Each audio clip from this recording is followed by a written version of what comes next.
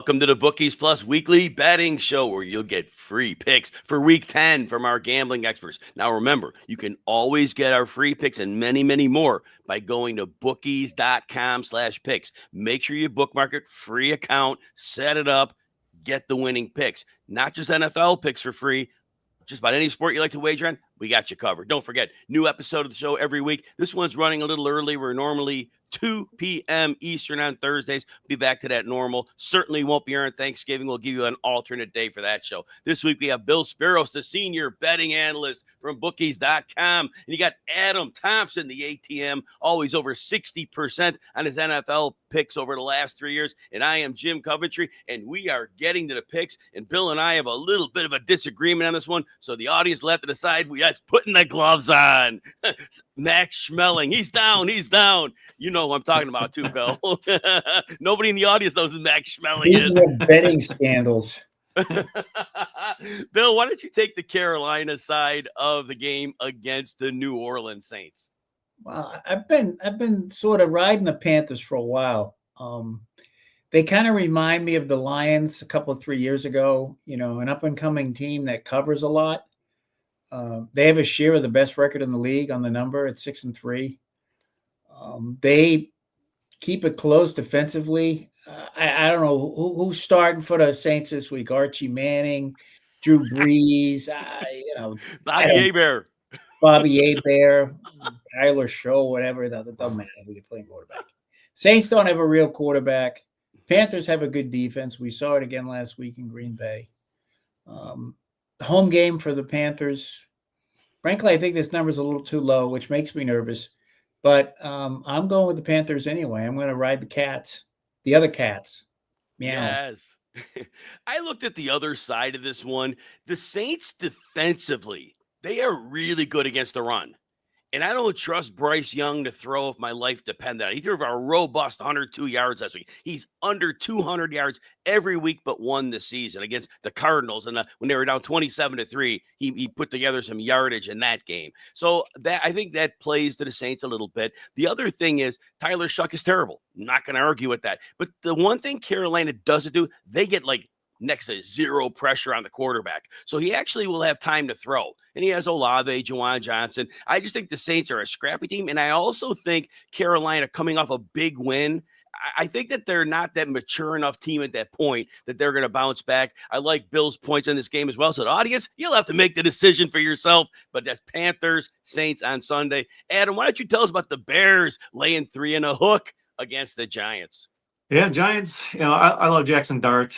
He's doing his thing. He's piling up fantasy points for all of his people who drafted him. But, we saw Chicago's defense last week. Dart doesn't have Bengals level weaponry in the pass game. No. And more on the other side, the Giants defense has given up 34, 38, and 33 the last 3 weeks. And Caleb Williams, he's still figuring it out, but he is starting to figure it out. He's starting to make plays. He's still about the most least accurate quarterback in the NFL. But when DeAndre Swift rushes for 65 yards, the Bears are undefeated. The Giants allow 150 rush yards per game, 31st in the league. I think that's the key for this team. If DeAndre Swift can get going, and he should get going against this Giants team, Caleb Williams can make enough plays in that pass game, and I think they can just pull away. Surprisingly, all those deals the Bears made to impact their offensive line, they are run blocking at an incredible level. When I watch them play, it's really one of the best run blocking teams in the league. And like you mentioned, DeAndre Swift, if they don't have him, Monangai gets rolling. They can run that football. And the Giants, like you said, they can't stop it. Bill, if you have anything on that game, great. Otherwise, you can also tell us about the Philadelphia Eagles getting 2.5 against the Packers. Yeah, no, I like the Bears a lot. Adam has all the info. I think the Giants, I don't know, man. I think that Scadaboo injury just crushed them. And they lost their heart and soul. They also gave up a ton of yards. This past week against San Francisco on the ground, that doesn't bode well. Boy, the Eagles were big winners. And at the trade deadline, they did what they had to do. I mean, Look, this is kind of what you see from championship teams they're on the bye. They kind of look a little shaky, or you haven't bought in on Philly yet. Everybody's like, I haven't bought in on Philly yet. What do they do during the bye? They shore up their defense, shore up their secondary. They still got a healthy Jalen Hurts, a healthy Saquon Barkley. I'm really not reacting to Green Bay last week losing so much as I am just looking at the Eagles getting points with a team that's really good and hasn't been this good all year. And it's November, and weather in Green Bay is not much different than weather in Philly. I just like Philadelphia a lot in this game. I like them a lot the rest of the way, given what they did at the trade deadline, given how they really focused on what they needed and loaded up. I mean, they brought in big time talent. No question about that. Adam, if you have anything on that game, great. Otherwise, you'll tell us about the Pittsburgh Steelers coming off a big win against the Colts. They're playing the Chargers. Go ahead, Adam. Yeah, I don't disagree with Bill's Eagles pick. I think the Packers have played down to competition and up. I mean, they only have 2 losses, but they're the Panthers and the Browns of all teams. But this Eagles team seems like a veteran championship team that knows that games in September and October don't really make you. You just need to win enough of them. And they did, and now they're going to pick up their stretch run. It kind of reminds me of like a Chiefs team with Andy Reid. You're like, what is this team doing? Are they playing? Is this still a contender? No, not really. So they win 2 straight. They're the favorites again, and they're fine. So, I think the Eagles are going to show up for the rest of the season too. Speaking of showing up, can the Steelers show up? We shall see. They showed up last week. They a lot of turnovers. They hassled the Colts offense. That's why they got a big win. I mean, the offense still didn't really do a whole lot. I don't know if they're going to do a lot here, but I think the Chargers, Joe Alt gone again. Oh man, probably for the season this time. It is. And his backup, Bobby Hart, who was okay, he may not play either. So they're missing their top 3 tackles. Herbert, the numbers are striking when he has his tackles versus when he doesn't have that protection on the outside. And if the Steelers can do one thing, it's rush the quarterback from the outside. So I think Herbert is more in line. His QB rating when Alt's not out there is like in the 70s, low 80s versus 100 plus when he is out there. So, against this pass rush, I think they can get to him. And, Jim Harbaugh, 17-3 straight up in his last 20 East Coast games. Going back home, they've only covered once in the last 6 the following week at home. So that's kind of an interesting stat. I don't know how much bearing that has on there, but I think the matchups are good enough. And +3, I'll take that number. Give it, Aaron Rodgers eventually is going to lead this offense to do something. There's enough weapons there. Can the defense stop Herbert enough? And +3, I like that number. At worst, it's a push. Exactly. As I started to get older, I started to really hope I had some wisdom. And a couple of years ago, maybe I picked up a little bit. But I'm taking the Cleveland Browns, so I might not have a whole lot of wisdom going for me these days. Anybody betting the Browns, you can't be too smart. They're -2 at the Jets. But look, this is more of a bet against the Jets. Last year, the Jets had Robert Saleh as their coach, and they fired him. He was the wrong guy to fire. But their defense completely checked out when that happened. Well, this week, and they can't stop the run anyway. They give up 179 yards to the rushing game of the Bengals. They got trounced by Javonte Williams. This defense just doesn't stop the run. And Quinnen Williams had been playing as one of the best run defenders in the league. Now they're pulling him out and Quinshon Judkins. And actually, the one thing about the Browns line that still works is their interior. Their center and their guards can still block. Judkins should go off here. But back to the Jets in last year, when they traded away players, and Sauce Gardner's gone too, they checked out when Saleh got fired last year. Well, what do you think they're going to do with no Quinnen Williams and Sauce Gardner? And DJ Reed in the offseason is gone. This team is now to the point where they're one of the bottom feeders defensively in the league. And the Browns may be terrible. And Dylan Gabriel may be terrible at quarterback. But he could throw screens to Harold Fannin and David Njoku as well as that run game. And the Cleveland defense, I don't even know who's starting for quarterback at the Jets at this recording, because I think Aaron Glenn wants his tactical advantage, because you don't know if you're going to get bad Justin Fields or bad Tyrod Taylor. Well, great. We win either way. So anyway, that said, the offensive mess, Breece Hall has to be furious. Just found out the Chiefs offered a 4th-round pick for him and they made him finish the season in New York when he's walking in free agency at the end of it. All that said, bet against the Jets. Browns are only laying 2. Even if Andre Schmidt missed 7 field goals, I still think they cover this one. Bill, if you have anything on that game, great. Otherwise, you're going to kick off a trio of us going with the Lions. Well, I have one thing to add on the Chargers game. Just looking at the number, they're underwater big against the line this year. They're 3-6 on the number, despite being 6-3 straight up. They're not a good team. They're not a good play in any sense. And this Jets Browns game, the Browns were 2.5-point underdogs before the trades. So if anybody jumped on that early this week, congratulations to them. I got them at plus 2.5. And your point about Breece Hall, keep an eye on that, fantasy people. You may see a lot of like Terry Rozier-like injuries coming down the stretch where he doesn't necessarily want to get murdered. Yep. For like no reason, because he's going to be gone next year. So I would be extremely wary of him. Before you go to the trade, I said the same thing on a show the other day, but I'm so glad you kind of corroborated that. I said, yeah, if he has anything wrong, and maybe he doesn't even have anything wrong, man, I'm hurt. Can't play. So I love that call. But yeah, Isaiah Davis probably got dropped in a lot of fantasy leagues because Breece Hall's on the team. He's a priority add for that reason. Bill, why don't you kick us off? All 3 of us like the Lions laying 8 points against the Commanders with Marcus Mariota at quarterback. Yeah, here's another number that's moved a little bit, just a point or a point and a half. I mean, a point or a half, as opposed to that Jets number, which moved 4 points. Yeah, I mean, the Lions whiffed on the number last week. That seemed a little bit too extreme. This one fits really well.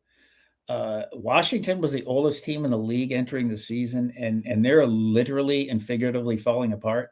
Mm-hmm. And it's only going to get worse for them as the season progresses. So, you see teams that are kind of going in the right direction.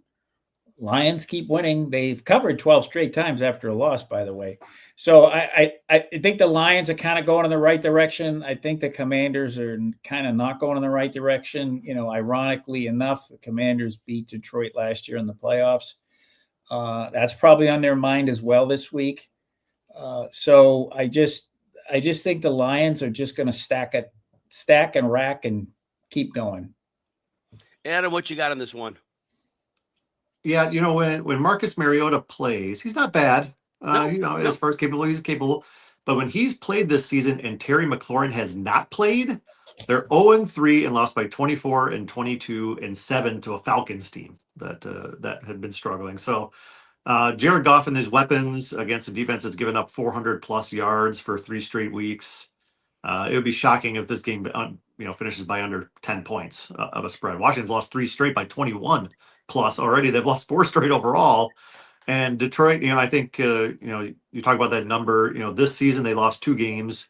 They've come back and they've won the following week by 31 and by 15 in those 2 games. And a Washington team that can't stop anybody is going to be, banged up on offense.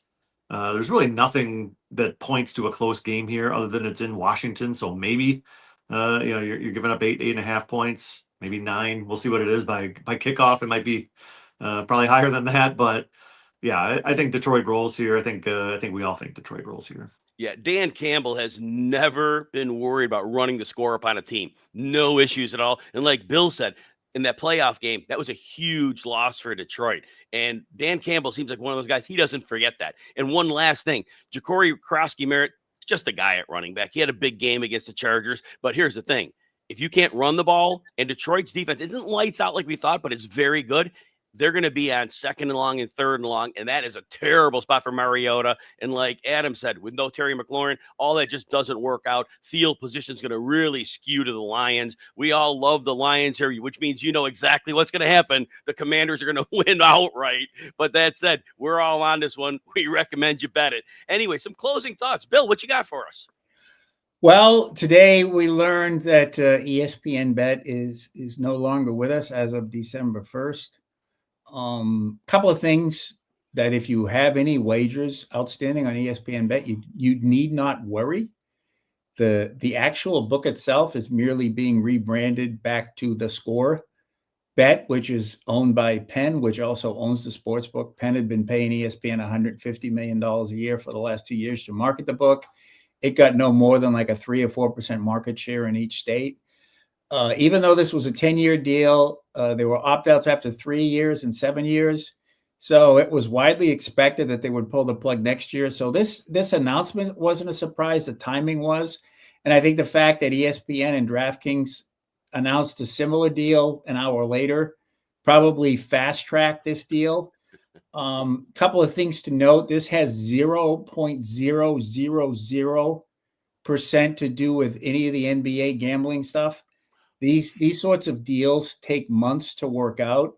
They also had to let regulators know in advance. My sources in the regulatory space told me they were made aware of this previously, and obviously couldn't say anything because this was part of Penn's earnings call. DraftKings is having its earnings call today, so we'll probably get an idea of how much they're going to spend. My guess is that ESPN's probably going to end up making out on the deal, probably making more money than they were getting from Penn, which sort of exacerbated this breakup. So that's kind of a big deal. I think people generally felt awkward about ESPN being associated with a sports book. It never quite fit in the eyes of the customers. And DraftKings and FanDuel still own 2/3 of the market. And for the sports books that are not backed by casinos, like, BetMGM and Caesars, it doesn't matter how much of a market share they have their casinos. But, for books like Fanatics and now ESPN, which actually was backed by a casino, but, they were hemorrhaging money. Penn is going to end up writing off $1 billion with a B dollars on this deal. And that includes the $500 million they gave to Dave Portnoy and then sold him the company back for $1. Oh my gosh. Wow. That all the things you add, you always add more than just a story. So thanks for that, Bill Speros. Adam, closing thoughts from you. I'm just going to point out some Thursday night football bets because I really like this game tonight. I think the Broncos are going to win 41-6. I think the Raiders are in big trouble here. Denver just survived that battle with a defensive battle with the Texans. They survived a shootout with the Cowboys, and the Raiders don't bring either one of those aspects to the game. Raiders defense is giving up 21.3 points per game at home, 31.3 points per game on the road. Geno Smith is a mess when he gets pressured. The Broncos lead the league in sacks and QB knockdowns. So go big on the Broncos. Go big on Cortland Sutton as well. We have the matchup between the Rams and the 49ers this weekend. And remember that Thursday night game and the 49ers, the divisional game, they're always crazy. And the 49ers stole that game. You almost have to think that the Rams, it'll logically just be their turn. And that's a dumb thing to say. But since then, the 49ers have even lost more defensive manpower. Puka Nacua is supposed to play. I do think the Rams get their revenge here, so that's one to keep an eye on. These divisional games are always close, but Matthew Stafford is playing at a lights-out level. But, man, 49ers, they just keep figuring out ways to get things done. But that's one I'm interested to watch, but I don't have much else. And either of you guys have thoughts on that 49ers-Rams game? I first glance, you think, Rams, blow them out, whatever. But the more I looked into this, I'm taking the Niners. I'm just kind of hoping Mac Jones limits the turnovers to like 6. And if he can do that, I think they'll be okay. They're going to run the ball a lot, as we know. And he's got George Kittle. It's hard to throw interceptions to George Kittle, even if you're Mac Jones.